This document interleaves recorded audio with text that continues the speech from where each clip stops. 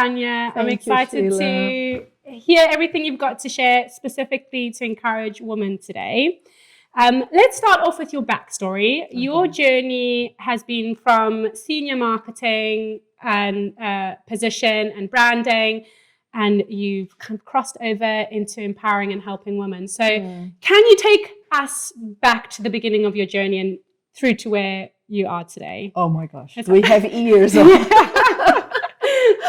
Okay, I'm gonna zoom through the stories. But yeah, so I started work ages ago in a company, and then I had enough at the time, and I said I can't do this 9 to 5, and actually ended up being 8 to 7 by commuting central London. And I said I need to start my own thing, and then I started just consulting in marketing, and I advised a little bit in social media. And then I realized there was a need of branding, a needs of design, a need of fully understanding a little bit more so I could give a holistic approach to the client.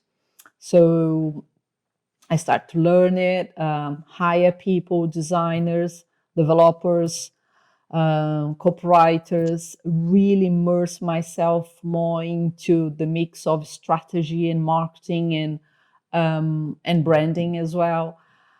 And then everything was kind of okay, organic journey, higher, having different projects, lecturing as well, being invited to lecture at universities, doing projects, workshops, training for companies, small business, also for councils in London, 2 different councils, the Lambeth Councils, the Hammersmith City Council, which was a very interesting project to do it. And then when we hit COVID, 2020-ish, I start to feel that loads of women was losing business for not having the right mindset, not have the right guidance, also fear of not know how to use the tech. That was like the pivot moment that everyone was like moving from, not know how to do to online, and people, oh, I don't know how to do this. And then I done several free workshops. And I think there is a need there.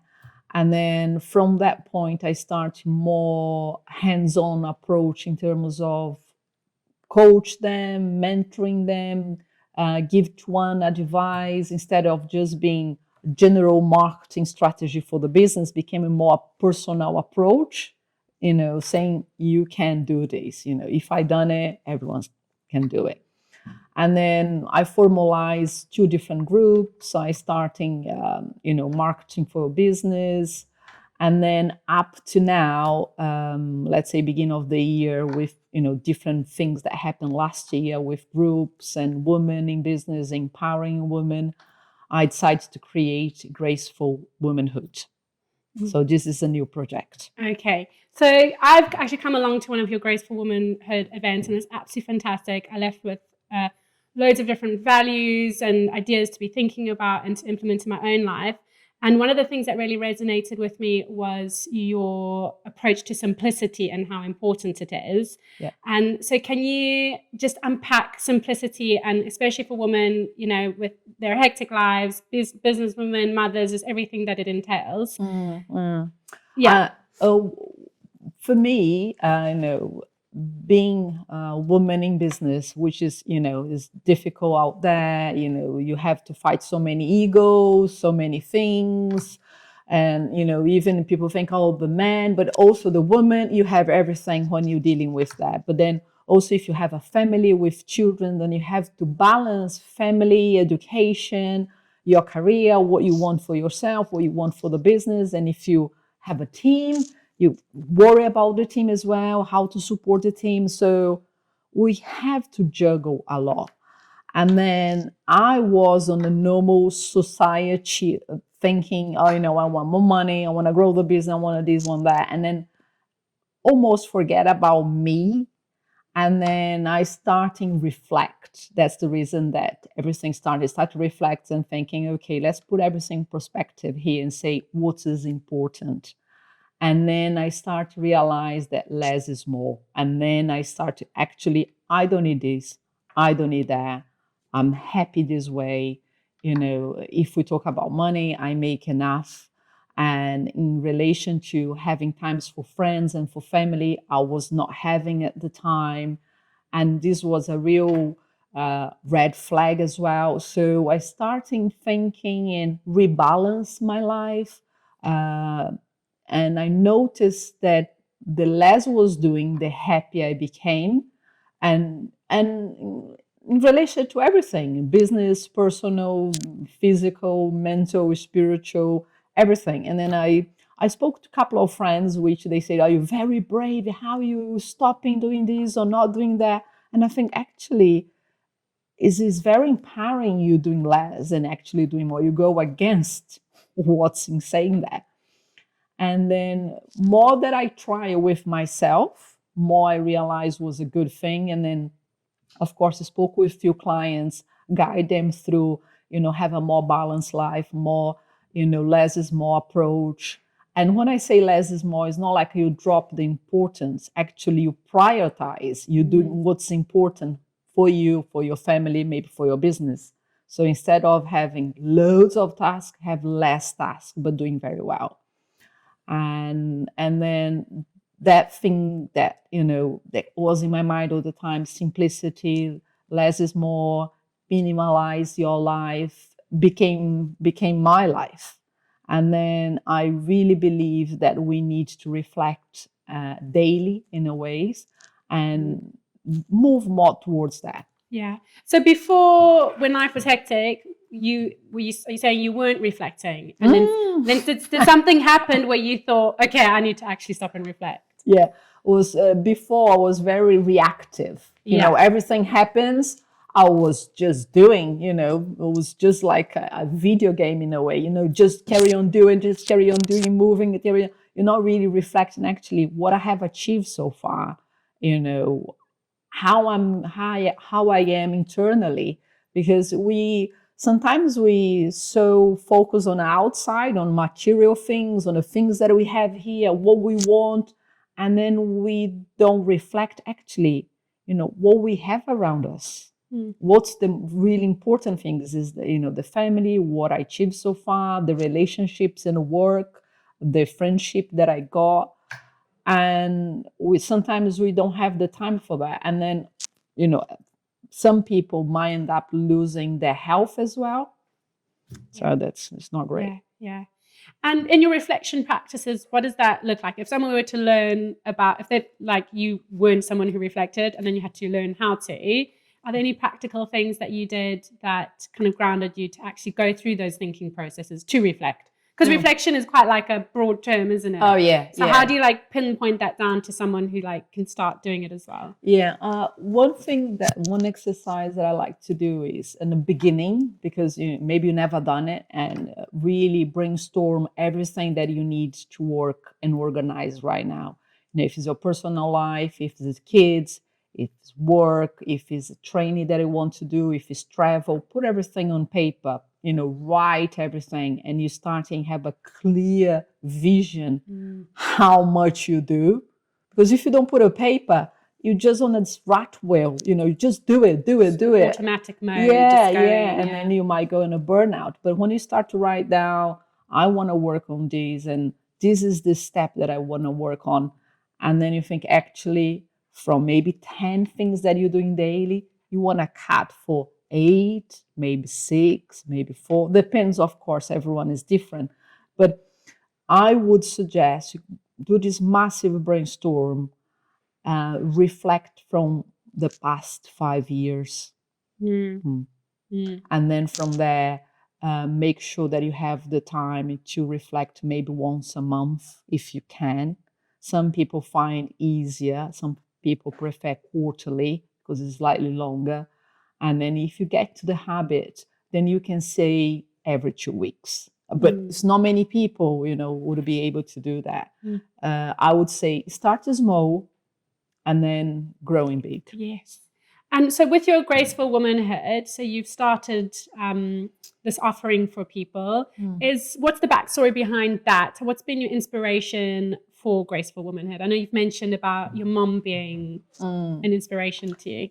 Yeah, I think it first was definitely my mom and the women that I saw during COVID, having that not having the right guidance, not having the right mentoring and supports and even tools, and then make me thought about it and I think actually if those women they had the right guidance, the right mentoring, they could be so much happier. And when I say happy, I'm not say business wide, that means it personal as well. And then maybe me reflect in my mom's life as a single mother, having three kids, try to do everything on her own when she was very clever, but maybe the reason she was not the successful in terms of like say financial, or she didn't achieve her dreams because of her network, the environment that she was in was no one really supported, was no one really guided her, was no one say actually you're great on that and you need to improve that, was no one. Yeah. And then that's the reason I think she kind of move a little bit and keep stuck in a way. And then I think that if there is something out there that could help, women in a different ways, not just business but personal, but also have a little bit of a fun interaction, because you don't want to be in another club talking about business again, or maybe in a club that talk just about mamahood or sisterhood or just sport. You want some kind of normality. One day you want to talk about business and you're gonna do and you're gonna set your goals. And sometimes you just want to, talk about your favorite music and what gig you wants to go. And I want to create that. Mm-hmm. And with the graceful womanhood, what are the values in there that you're wanting to mentor women with? That the really core values that you think are important for women to kind of embrace being a graceful woman? I think one of the important values is, of course, simplicity, which I find, simplicity and gratitude as well. Be happy with what you got. There is a beauty in that. But also, one of big values is be virtuous, which means, whatever we got, we need to work hard for it. Nothing is given in your hand, so I hate the society victimization, say, oh, so and so is because is a minority, or this is their color or their gender. I don't believe in that. I think there is space to everyone, there is opportunities to everyone, everything's possible. We just need to work on it. Mm-hmm. And one thing that you mentioned in a conversation was at your gathering, actually, your networking event. You spoke about how we can get in our own way, and that really resonated with me, because I reflected after that, thinking, "Wow, I've got in my own way so many times and missed opportunities, or just emotional barriers, mental barriers to believing in myself to do certain things." And until you actually realize it's you in your own way, you can stay stuck. So can you talk more about how you came as well for yourself to have this concept to show women, like, you get in your own way and you can also be the one to help yourself. So can you talk more about that and unpack it a bit for me? I think some people not necessarily like aging, right? I love getting old. I absolutely love it, because the older that I get, the wiser I get. And I think when I realize through my journey and through reading psychology, philosophers, and having different mentors as well, and I figure out that actually we are results of our own journey, right?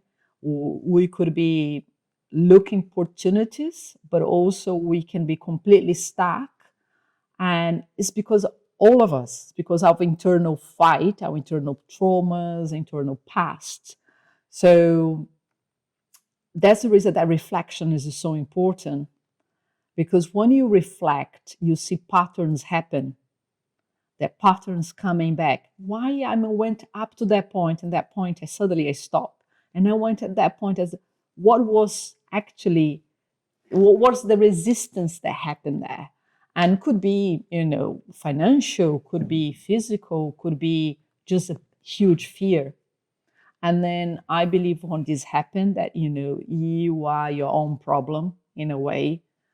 Then you have two options. Either you have to force it and face it and go through.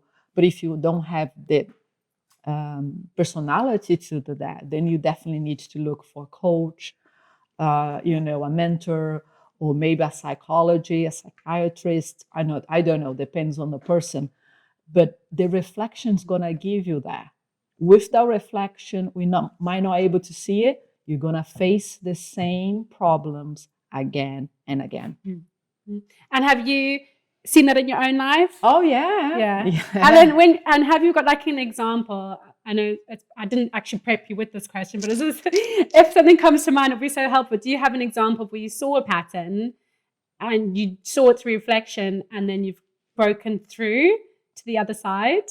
Oh yeah. It happens so many times. But one thing that is like the graceful womanhood that I just started.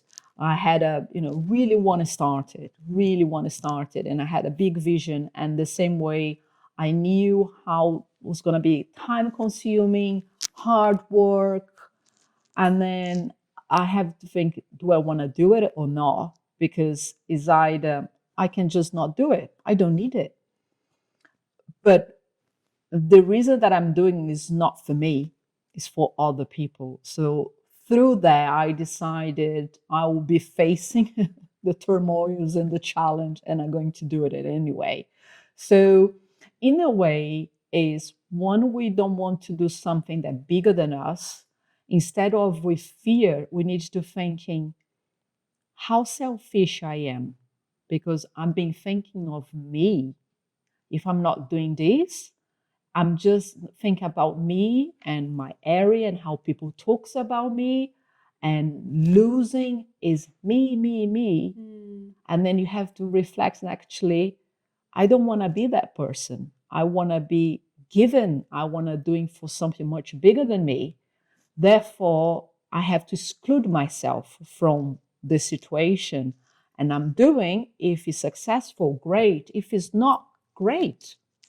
So you see the point? You remove yourself from that situation and you stop actually being selfish. You get out of your own way. Yeah. So every time we try to do something that bigger than us, when we stop us, actually is an act of selfish. And if you're thinking that way and you're starting thinking every single step, actually it is. It's a fear with selfishness. Yeah. Because you'll be judged. Be judged all the time, and you'll be judged all the time. And then if you do something bigger, or to be even, it's either way, be judged or successful. Yeah. And that's quite a hard way to actually look at a situation and to admit I'm not doing it because of fear and selfishness, because we can make up lots of different other excuses. Yeah. The typical is lack of money. Lack of resources, lack of time. And people, I get it. And everyone's agreeing, but no one really wants to look on the deeper levels. And so what pushed you through then to put aside selfishness and to like actually reflect and be like, okay, I'll put this much time into it? What was motivating you to push through the fear? Was to give back. To give back and see that, maybe helping one would be help so many others, because I really believe the work that I done so far, the emails that I received, the calls, and few clients that I have in relation to, we have a friendship and say, because of their word or their advice, so many things change in a good way in my life. And I think this is incredible, I'm happy this happened. So if I can do that in a large number, that would be great to everyone. Hopefully we have a better society as well, a stronger society. Women would be happy mothers, happy business owners, not necessarily tick the box. And if you, are you still doing your branding and marketing then a bit? A bit. Okay, so only for social impact business. Okay. Fantastic. Yeah. So, and I know you've got lots of experience. I'm going to have to get you on another day to talk about actually branding and marketing. But say if somebody's listening, a young, new business owner or a freelancer, and talking about personal branding, is there something? A personal brand is number one. Yeah. Number one. Is there something that you would advise them to do? If you were passing in the street and someone said, quickly, please give me a piece of advice for personal branding, what would you quickly give them? Be yourself. Be 100% yourself. Be totally honest. Don't try masquerade, do something, lying, portray a persona that you're not, because the truth comes out. Yeah. Yeah. Be unique and be yourself. Be yourself 100%, and then always be honest, 100%. Honest, transparent in every single thing that you do. Yeah, it's wonderful. And okay, so the final question for you then is, if you were to give your younger self a piece of advice or value that you wanted to impart to them, what would it be? Can I say something before? You absolutely can, yes. Yeah. I always believe on gut feeling. I always believe, since I was small and teenager, I always had a gut feeling, and I follow my gut feeling. And then the gut feeling became a very faithful journey in a way, because I started to believe, faith in manifestation, visualization, all of that. But if I could go back, and I'm glad that I had that. It's not many people that do believe it. I would say, believe in your gut feeling. Please believe it, because if the gut feeling says something, it's true. But my advice is, believe in yourself, but don't listen or don't believe to others people's comments. Because what happens is, sometimes we can take the wrong advice and we get stuck. Because we stop believing our guts, we stop believing our faith to believe in somebody else. And then we don't move of the fears of doing something wrong, of the fears of being judged, and then we stuck. And actually, make mistakes, do something wrong and start it again. So don't let anyone stop you. Don't listen to other people. Follow your gut feeling. So that's what you would tell your younger self. Yeah. It's fantastic. That's a perfect piece of advice that we can leave everybody with. So thank you so much for chatting with me today, and we'll definitely have to get you back to talk about branding. Oh yes. Thank you. Thank you. Thanks, girls. It was good.